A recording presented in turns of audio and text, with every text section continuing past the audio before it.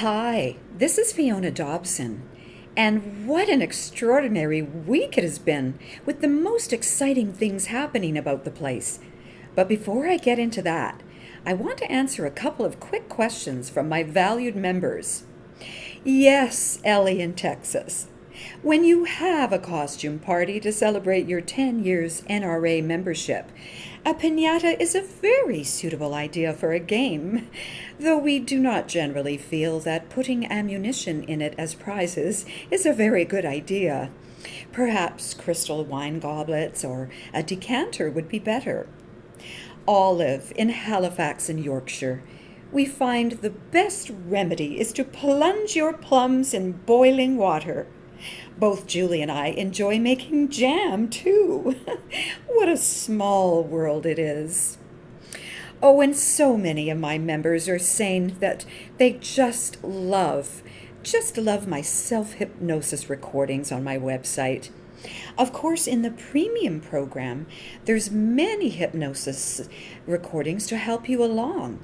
If you're already a member, I hope you're getting the most out of these.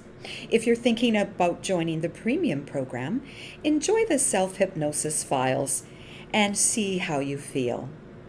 It's likely to harden your resolve. And speaking of hardening my resolve, Sebastian, my personal trainer, was over at my place just yesterday. He came over to give me a private yoga class, and afterwards he gave me a very enjoyable massage. I was out in the patio in the back with Sebastian rubbing some oils into my aching muscles when I noticed Max, my neighbor's 20-year-old son, watching us from his bedroom window, which overlooks my patio. I should point out that Max has shown growing curiosity about me in recent months. He's not quite sure what to make of me, I think. Either way, seeing Sebastian rubbing my thighs so intimately seemed most disturbing for him. While Sebastian was hard at work, as it were, Max was suffering. Unknown to me at the time, Max was indeed so agitated that he went downstairs to his mother's kitchen, took a large carrot, and then went out into my driveway and pushed it right up Sebastian's exhaust pipe. Sebastian, I should say, rides a little Honda scooter. Oh, it's very cute. Not as big as Sylvester's chopper, of course, but that's another story. Nothing good ever comes from jamming vegetables places they shouldn't be. Believe me, I should know. My cousin works in an emergency room at the hospital. Anyway, after inserting his nefarious carrot, Max returned to his bedroom. Sebastian was just finishing me off, and our yoga session was coming to a very happy ending. It was not a minute too soon, as Bernard, my photographer, was due at my place to discuss a shoot we have next week for one of our advertising agency clients. I like to work from home, and Bernard often drops by. I was just seeing Sebastian off when Bernard arrived. Sebastian straddled his scooter and hit the starter just as Bernard was walking up my driveway. There was a put-put-bang! Next thing I know, Bernard was lying on the ground, gasping and clutching his heart.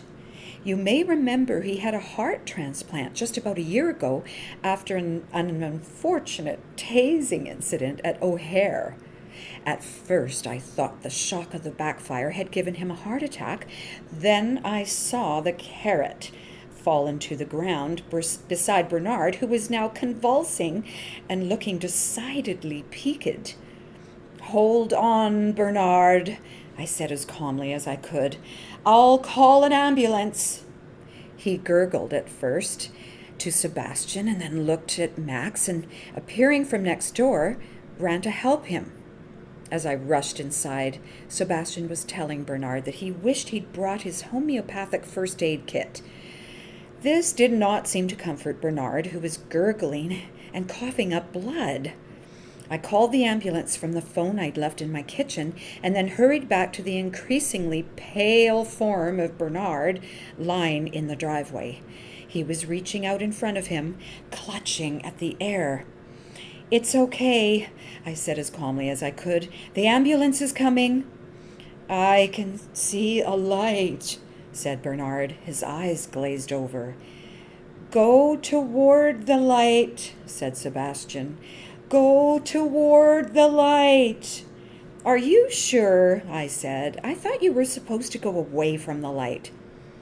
They're calling me, babbled Bernard, still clutching his chest and fading from pale to a cool blue color. With that, he seemed to go limp and give a final sigh. A moment later, the ambulance pulled into my driveway. The ambulance service here really is very, very good. And they have such a nice uniform. They loaded Bernard into the ambulance. Max was flapping around like an old woman, fawning over Bernard and looking terribly distraught. As the ambulance pulled away and headed toward the hospital, I thought he was going to run and get his bicycle and follow it. Even then, I realized something was amiss. As the ambulance siren faded, Max turned to me and said, Fiona, there's something I have to tell you. Now I'm going to tell you exactly what happened next in my next newsletter, because it really was so extraordinary. Let's just say the truth really does set you free. But at what price? Be sure to tune in next week for my new video, as always, on FionaDobson.com.